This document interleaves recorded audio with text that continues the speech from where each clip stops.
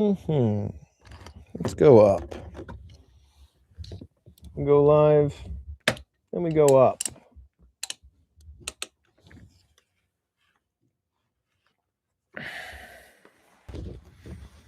Good afternoon. I'm going to tell everybody on Instagram that I am live on YouTube right now. Live on YouTube right now.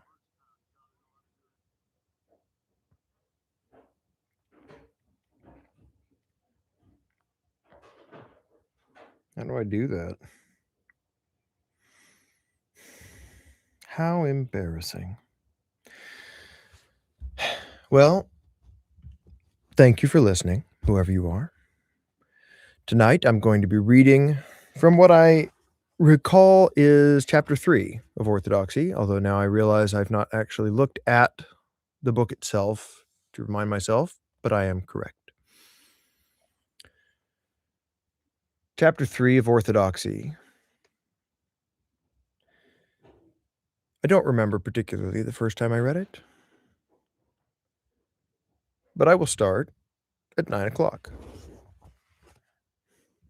Ish. Told everyone I'd be here at 9 o'clock, and I will be.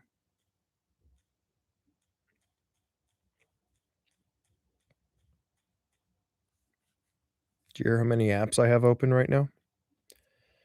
It's embarrassing too. See, can I go live on Instagram?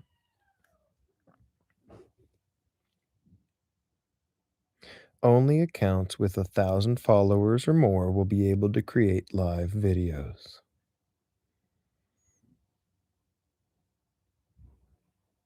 Story. If you're seeing this story, it's because I am currently live on YouTube. Or I was when I recorded this story.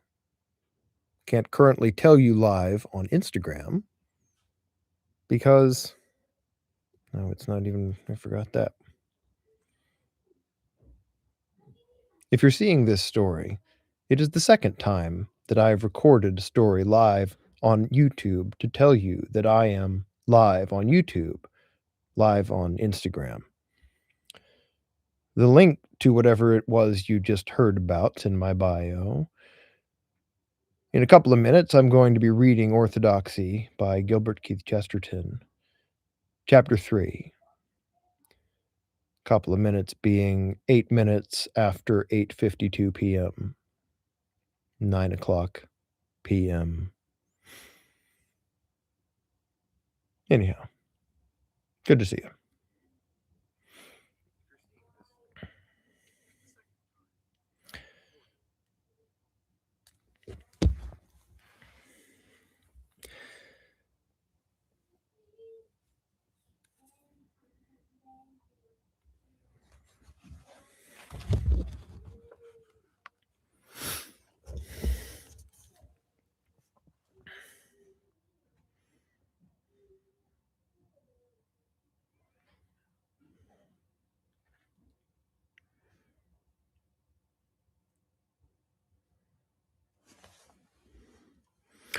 I hear a fluttering noise.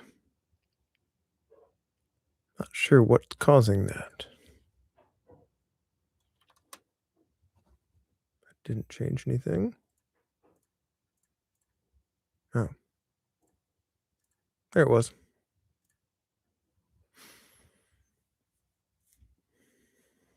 Sometimes things can be troubleshot, can't they? Sometimes they just have to be lived with. I've realized that I work with two different kinds of people. Actually, usually I work with one kind of this dichotomy of persons. There are people who ask why, and there are people who ask what now. And I am the kind that asks why. And people that get things done typically are the kind that ask what now.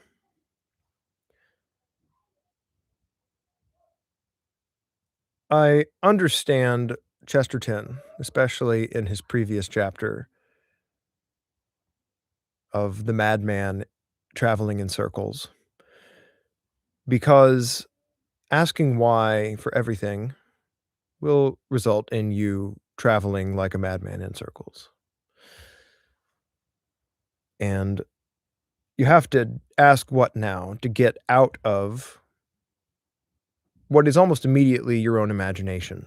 If you ask why, you're talking about your model of the world very suddenly, whereas asking what now requires you to do something about the world, and you actually get new information by doing that. I had someone live, then I lost them. Guess that figures.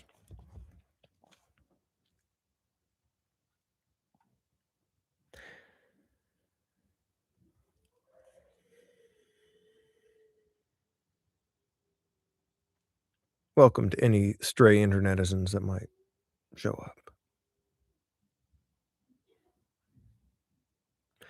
I'm not giving people time to show up. I'm waiting until the time I said I'd show up, so that any of my punctual friends can show up.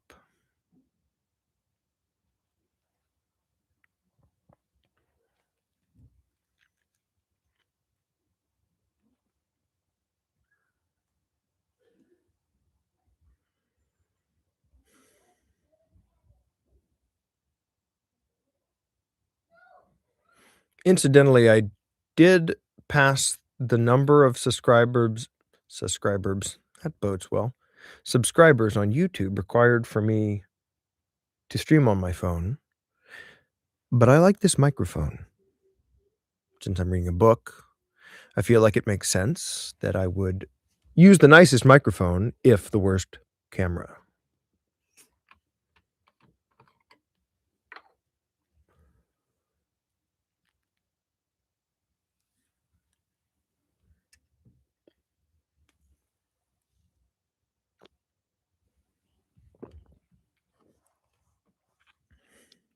I've actually gone to great lengths to remove such sounds from my performances. But I think the objective of live video is reality. The most reality you can get in video, the most reality you can get without smelling something, so it's possible a more edited performance is worse.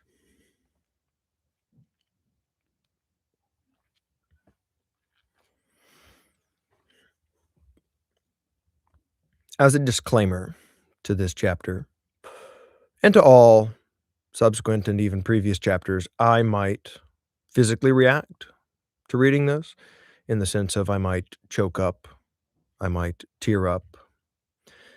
It might impede my performance of the chapter, if it is a performance and not an interaction with. I beg your forgiveness.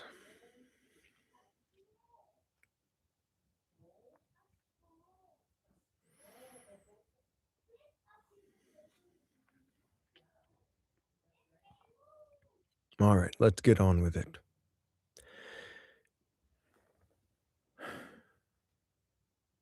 In the name of the Father.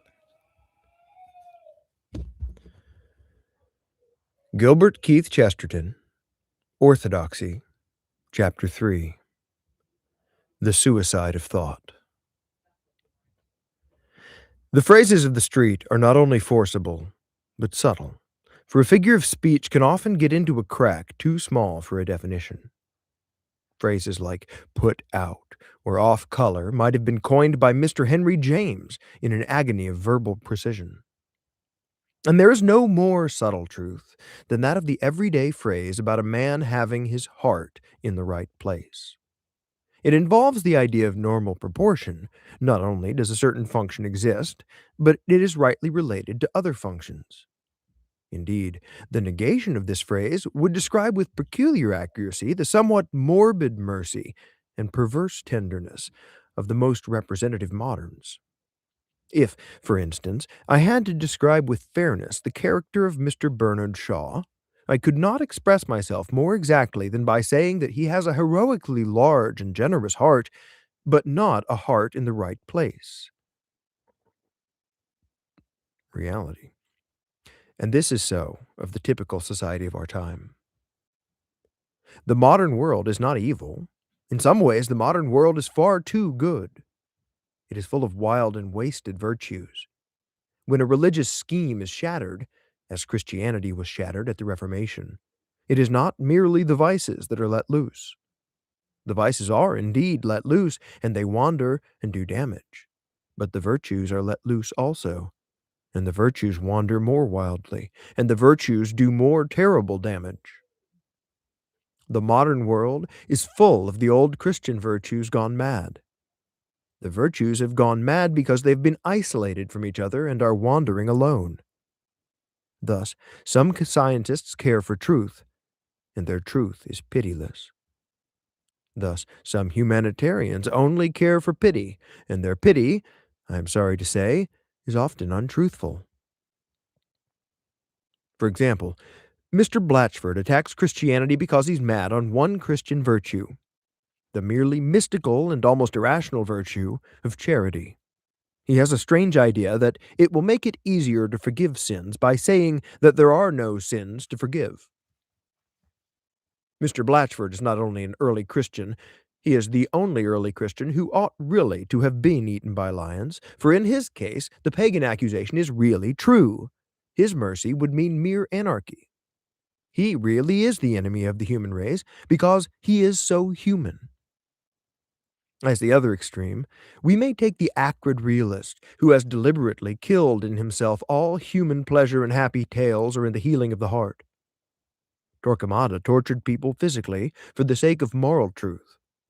Zola tortured people morally for the sake of physical truth.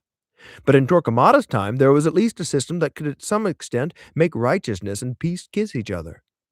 Now they do not even bow. But a much stronger case than these two of truth and pity can be found in the remarkable case of the dislocation of humility.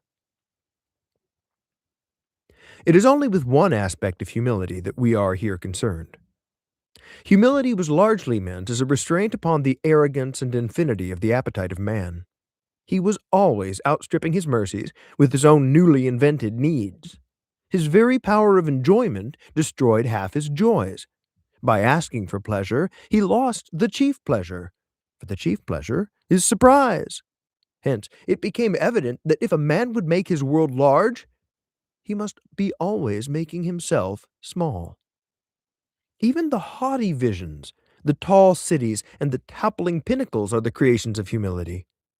Giants that tread down forests like grass are the creations of humility. Towers that vanish upwards above the loneliest star are the creations of humility.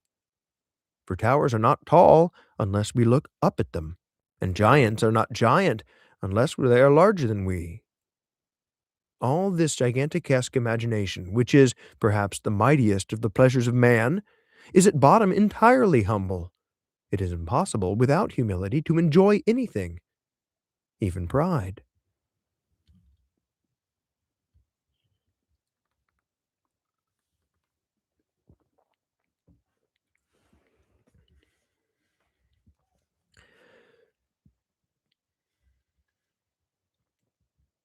But what we suffer from today is humility in the wrong place. Modesty has moved from the organ of ambition. Modesty has settled upon the organ of conviction, where it was never meant to be. A man was meant to be doubtful about himself, but undoubting about the truth. This has been exactly reversed. Nowadays, the part of a man that a man does assert is exactly the part he ought not to assert, himself.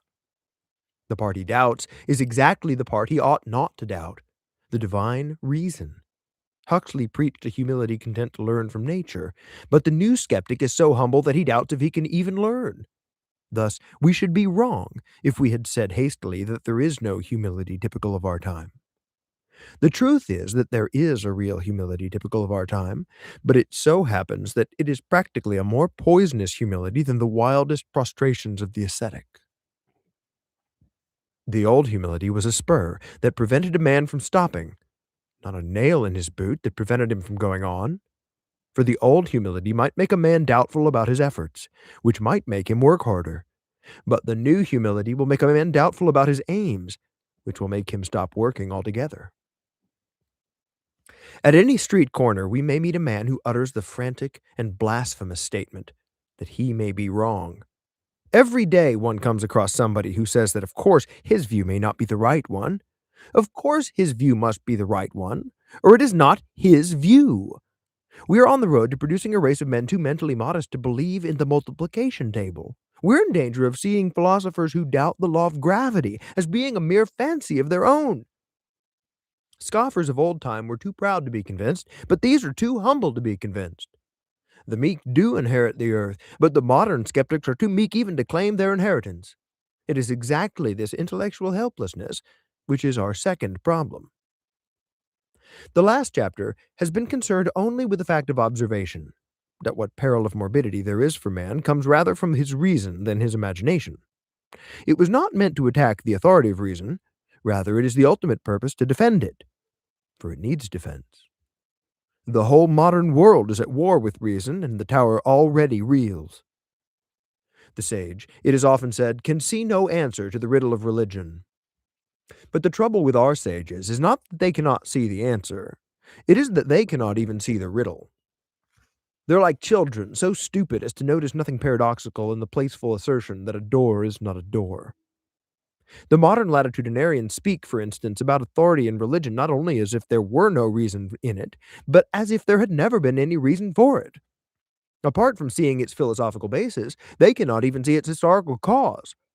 Religious authority has often, doubtless, been oppressive or unreasonable, just as every legal system, and especially our present one, has been callous and full of cruel apathy. It is rational to attack the police, nay, it is glorious. But the modern critics of religious authority are like men who should attack the police without ever having heard of burglars. For there is a great and possible peril to the human mind, a peril as practical as burglary. Against it, religious authority was reared, rightly or wrongly, as a barrier, and against it something certainly must be reared as a barrier, if our race is to avoid ruin. That peril is that the human intellect is free to destroy itself. Just as one generation could prevent the very existence of the next generation by all entering a monastery or jumping into the sea, so one set of thinkers can, in some degree, prevent further thinking by teaching the next generation that there is no validity in any human thought. It is idle to talk of the alternative of reason and faith. Reason is itself a matter of faith. It is an act of faith to assert that our thoughts have any relation to reality at all. If you're merely a skeptic, you must sooner or later ask yourself the question, why should anything go right, even observation and deduction? Why should not good logic be as misleading as bad logic? They're both movements in the brain of a bewildered ape. The young skeptic says, I have a right to think for myself. But the old skeptic, the complete skeptic, says, I have no right to think for myself. I have no right to think at all. There is a thought that stops thought. That is the only thought that ought to be stopped. That is the ultimate evil against which all religious authority was aimed. It only appears at the end of decadent ages like our own, and already Mr. H.G. Wells has raised its ruinous banner. He has written a delicate piece of skepticism called Doubts of the Instrument. In this, he questions the brain itself, and endeavors to remove all reality from all his own assertions, past, present, and to come. But it was against this remote ruin that all the military systems and religions were originally ranked and ruled. The creeds and the crusades, the hierarchies and the horrible persecutions were not organized, as is ignorantly said, for the suppression of reason. They were organized for the difficult defense of reason. Man, by a blind instinct, knew that if once things were wildly questioned, reason could be questioned first. The authority of priests to absolve, the authority of popes to define the authority, even of inquisitors to terrify, these were all only dark defenses erected round one central authority, more undemonstrable, more supernatural than all, the authority of a man to think. We know now that this is so. We have no excuse for not knowing it. For we can hear skepticism crashing through the old ring of authorities, and at the same moment we can see reason swaying upon her throne. Insofar as religion is gone, reason is going, for they are both of the same primary and authoritative kind. They are both methods of proof, which cannot themselves be proved, and in the act of destroying the idea of divine authority, we have largely destroyed the idea of that human authority by which we do a long division sum. With a long and sustained tug, we have attempted to pull the mitre off pontifical man, and his head has come off with it. Lest this should be called loose assertion, it is perhaps desirable, though dull, to run rapidly through the chief modern fashions of thought which have this effect of stopping thought itself. Materialism and the view of everything as a personal illusion have some such effect, for if the mind is mechanical, thought cannot be very exciting, and if the cosmos is unreal, there is nothing to think about. But in these cases, the effect is indirect and doubtful. In some cases, it is direct and clear, notably in the case of what is generally called evolution. Evolution is a good example of that modern intelligence which, if it destroys anything, destroys itself.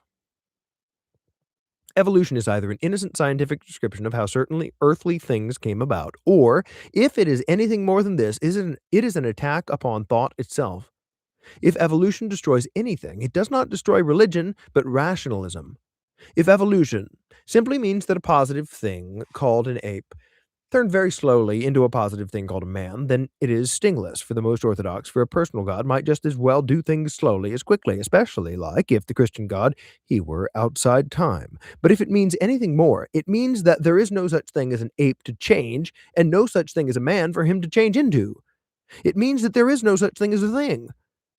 At best, there is only one thing, and that is a flux of everything and anything. This is an attack not upon the faith, but upon the mind.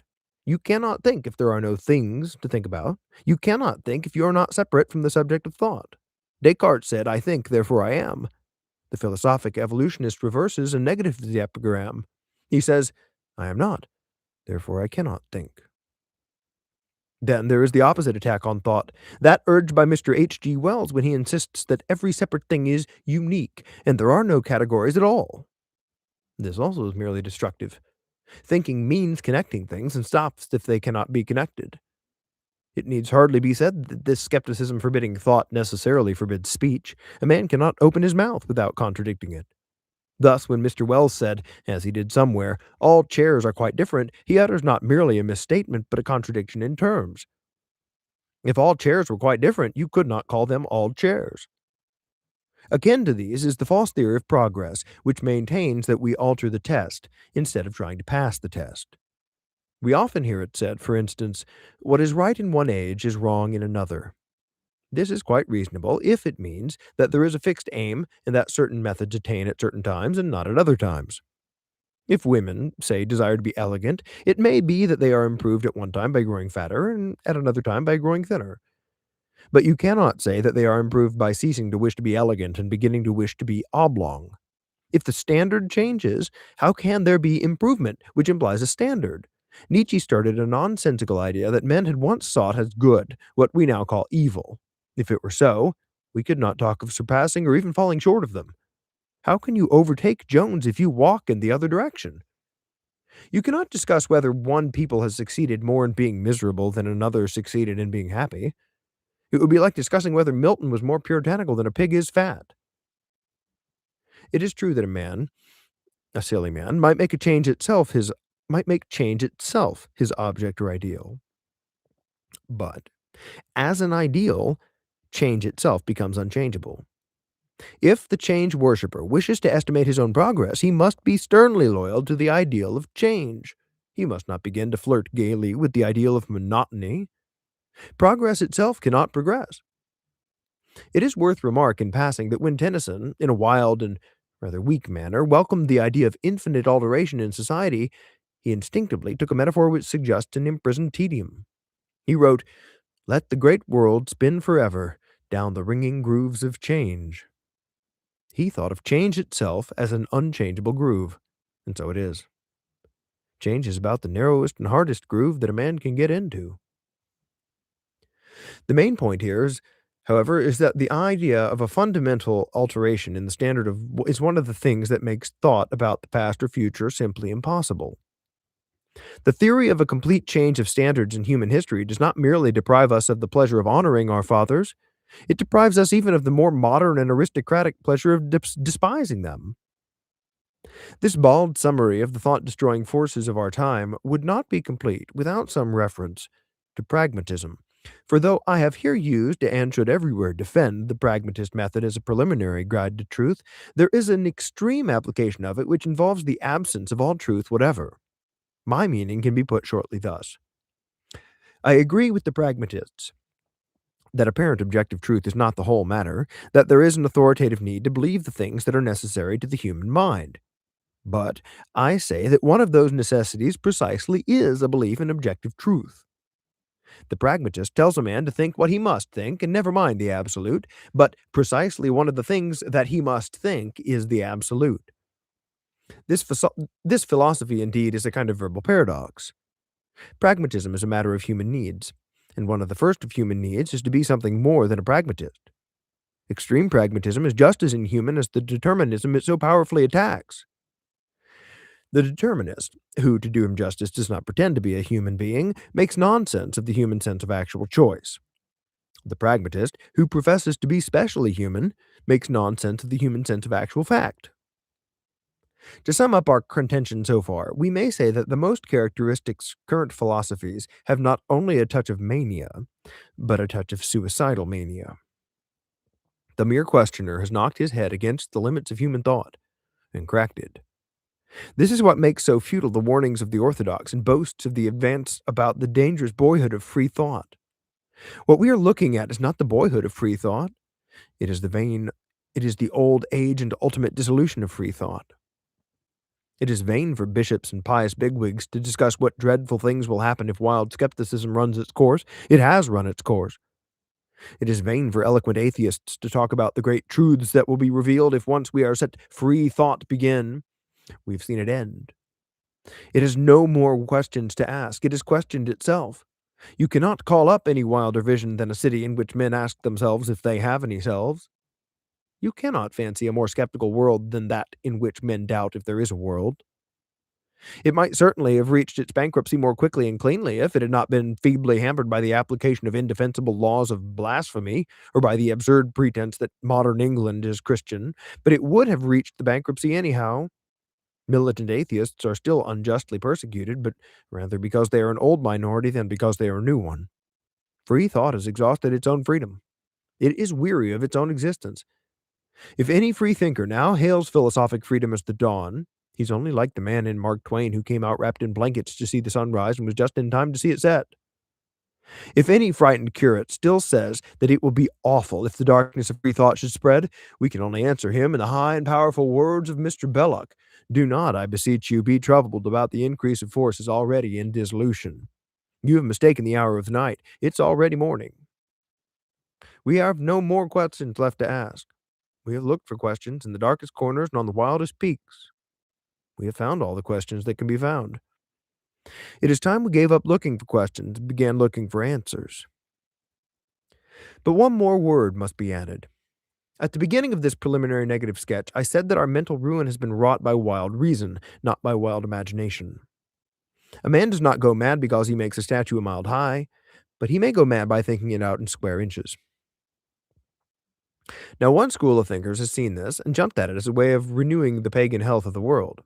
They say that reason destroys, but will, they say, creates. The ultimate authority, they say, is in will, not in reason.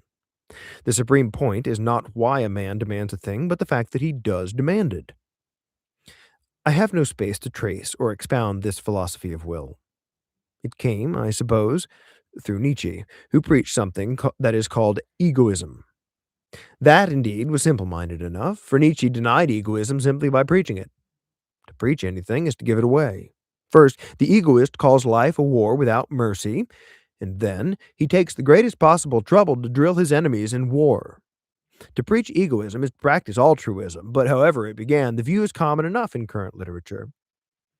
The main defense of these thinkers is that they are not thinkers, they are makers. They say that choice is itself the divine thing. Thus, Mr. Bernard Shaw has attacked the old idea that men's acts are to be judged by the standard of the desire of happiness. He says that a man does not act for his happiness, but from his will.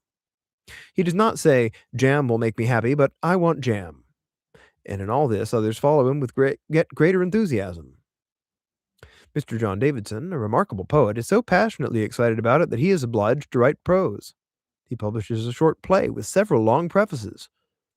This is natural enough in Mr. Shaw, for all his plays are prefaces. Mr. Shaw is, I suspect, the only man on earth who has never written any poetry. But that Mr. Davidson, who can write excellent poetry, should write instead laborious metaphysics in defense of this doctrine of will, does show that the doctrine of will has taken hold of men. Even Mr. H.G. Wells has half spoken in its language, saying that one should test acts not like a thinker, but like an artist, saying, I feel this curve is right, or that line shall go thus.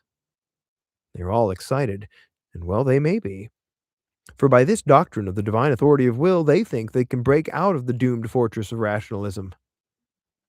They think they can escape, but they cannot escape. This pure praise of volition ends in the same breakup and blank as the mere pursuit of logic.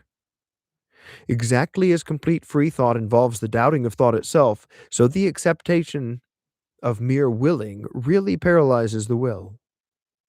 Mr. Bernard Shaw has not perceived the real difference between the old utilitarian test of pleasure, clumsy of course and easily misstated, and that which he propounds. The real difference between the test of happiness and the test of will is simply that the test of happiness is a test and the other isn't. You can discuss whether a man's act in jumping over a cliff was directed toward happiness. You cannot discuss whether it was derived from will. Of course it was. You can praise an action by saying that it is calculated to bring pleasure or pain, to discover truth, or to save the soul. But you cannot praise an action because it shows will, for that, to say that is merely to say that it is an action. By this praise of will, you cannot really choose one course as better than another, and yet choosing one course as better than another is the very definition of the will you are praising. The worship of will is the negation of will. To admire mere choice is to refuse to choose. If Mr. Bernard Shaw comes up to me and says, will something, that is tantamount to saying, I do not mind what you will, and that is tantamount to saying, I have no will in the matter. You cannot admire will in general, because the essence of will is that it is particular. A brilliant anarchist like Mr. John Davidson feels an irritation against ordinary morality, and therefore he invokes free will. Will to anything. He only wants humanity to want something. But humanity does want something. It wants ordinary morality. He rebels against the law and tells us to will something or anything. But we have willed something. We have willed the law against which he rebels. All the will worshippers, from Nietzsche to Mr. Davidson, are really quite empty of volition. They cannot will. They can hardly wish. If anyone wants a proof of this, it can be found quite easily. It can be found in this fact, that they always talk of will as something that expands and breaks out. But it is quite the opposite. Every act of will is an act of self-limitation. To desire action is to desire limitation. In that sense, every act is an act of self-sacrifice. When you choose anything, you reject everything else. That objection, which men of this school used to make to the act of marriage, is really an objection to every act.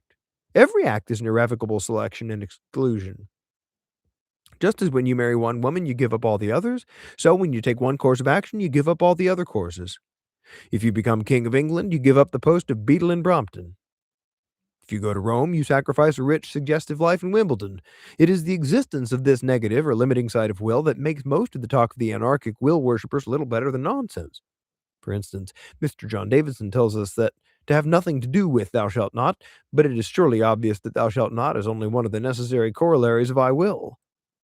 I will go to the Lord Mayor's show, and thou shalt not stop me. Anarchist adjures us to be bold, creative artists and care for no laws or limits. But it is impossible to be an artist and not care for laws or limits. Art is limitation. The essence of every picture is the frame.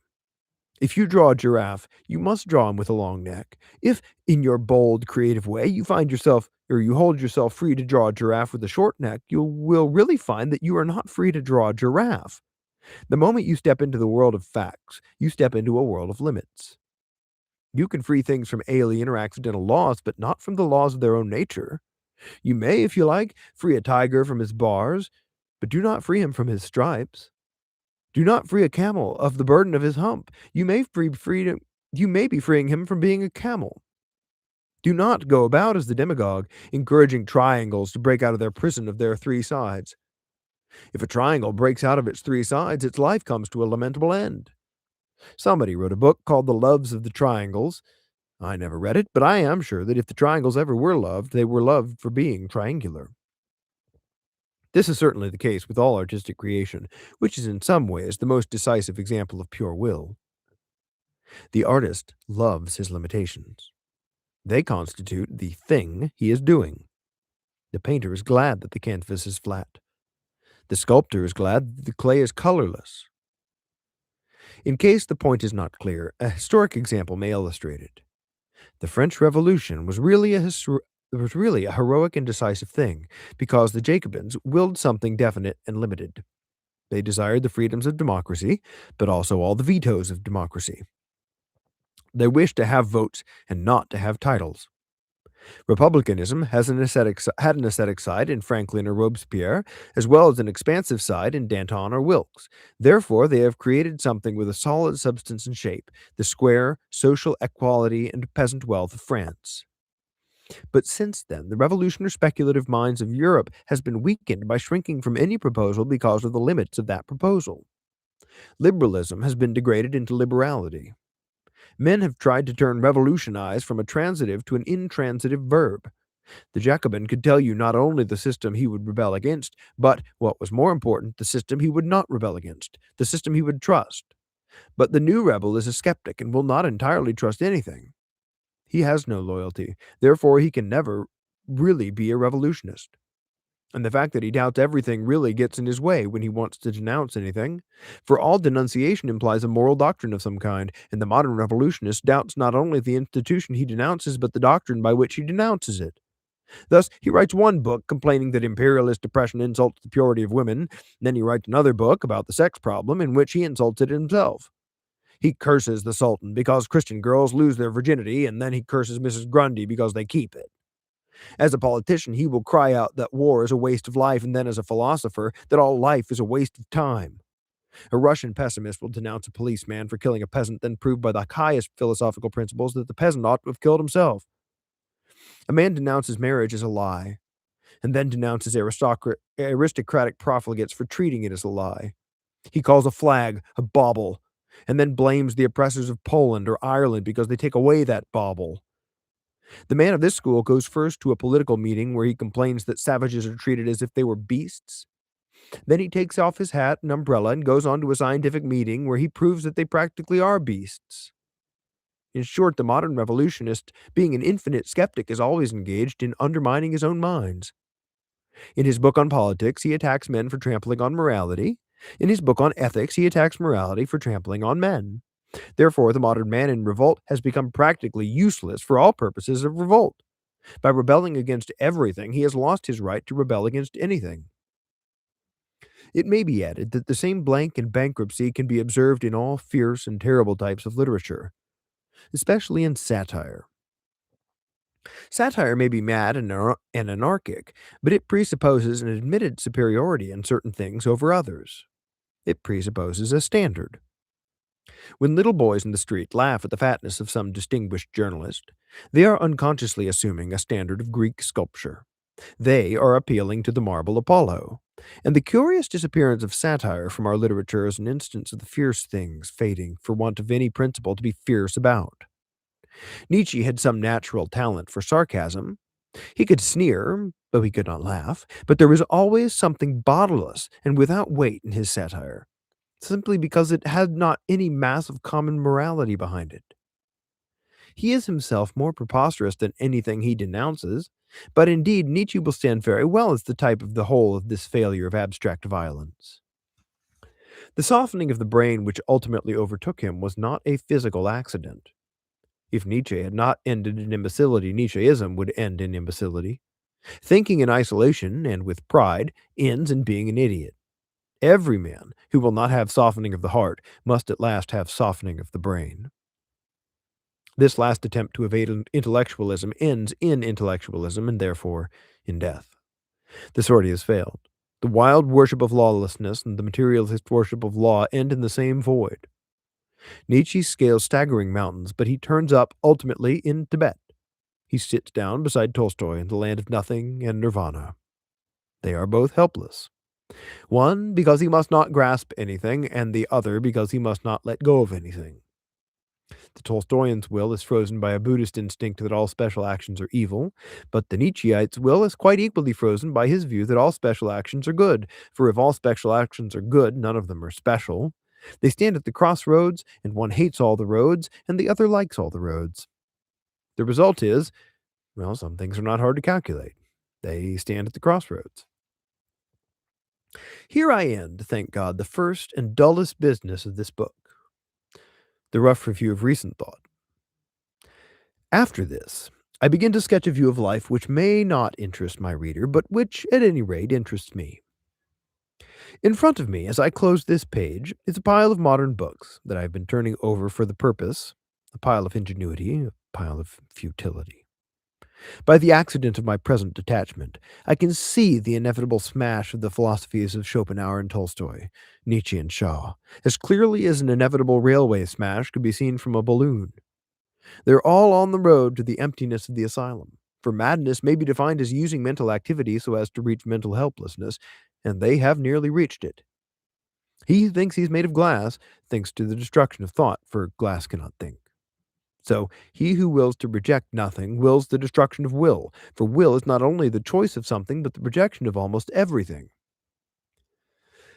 And as I turn and tumble over the clever, wonderful, tiresome, and useless modern books, the title of one of them rivets my eye. It is called Jeanne d'Arc by Anatole France. I've only glanced at it, but a glance was enough to remind me of Renan's Via de Jesus. It has the same strange method of the reverent skeptic. It discredits supernatural stories that have some foundation simply by telling natural stories that have no foundation. Because we cannot believe in what a saint did, we are to pretend that we know exactly what he felt. But I do not mention either book in order to criticize it, but because the accidental combination of the names called up two startling images of sanity, which blasted all the books before me. Joan of Arc was not stuck at the crossroads, either by rejecting all the paths like Tolstoy, or by accepting them all like Nietzsche. She chose a path, and went down it like a thunderbolt. Yet Joan, when I came to think of her, had in her all that was true either in Tolstoy or Nietzsche, all that was even tolerable in either of them. I thought of all that is noble in Tolstoy, the pleasure in plain things, especially in plain dignity, or especially in plain pity, the actualities of the earth, the reverence for the poor, and the dignity of the bowed back. Joan of Arc had all that, and with this great addition, that she endured poverty as well as admiring it, whereas Tolstoy is only a typical aristocrat trying to find out its secret. And then I thought of all that was brave and proud and pathetic in poor Nietzsche and his mutiny against the emptiness and timidity of our time. I thought of his cry for the ecstatic equilibrium of danger, his hunger for the rush of great horses, his cry to arms. Well, Joan of Arc had all that, and again with this difference, that she did not praise fighting but fought. We know that she was not afraid of an army, while Nietzsche, for all we know, is afraid of a cow. Tolstoy not only praised the peasant, Tolstoy only praised the peasant. She was the peasant. Nietzsche only praised the warrior. She was the warrior. She beat them both at their own antagonistic ideals. She was more gentle than the one, more violent than the other, yet she was a perfectly practical person who did something, while they're wild speculators who do nothing. It was impossible that the thought should not cross my mind that she and her faith had perhaps some secret of moral unity and utility that had been lost.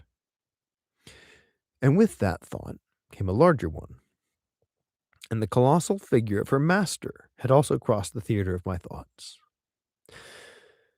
The same modern difficulty which darkened the subject matter of Anatole France also darkened that of Ernest Renan. Renan also divided his hero's pity from his hero's pugnacity. Renan even represented the righteous anger of Jerusalem as a mere nervous breakdown after the idyllic expectations of Galilee. As if there were any inconsistency between having a love for humanity and having a hatred for inhumanity. Altruists, with thin, weak voices, denounce Christ as an egoist. Egoists, with even thinner and weaker voices, denounce him as an altruist. In our present atmosphere, such cavils are comprehensible enough. The love of a hero is more terrible than the hatred of a tyrant. The hatred of a hero is more generous than the love of a philanthropist. There is a huge and heroic sanity of which moderns can only collect the fragments. There is a giant of whom we see only the lopped arms and legs walking about. They have torn the soul of Christ into silly strips, labeled egoism and altruism, and they are equally puzzled by his insane magnificence and his insane meekness. They have parted his garments among them, and for his vestures they have cast lots, though the coat was without seam woven from the top throughout.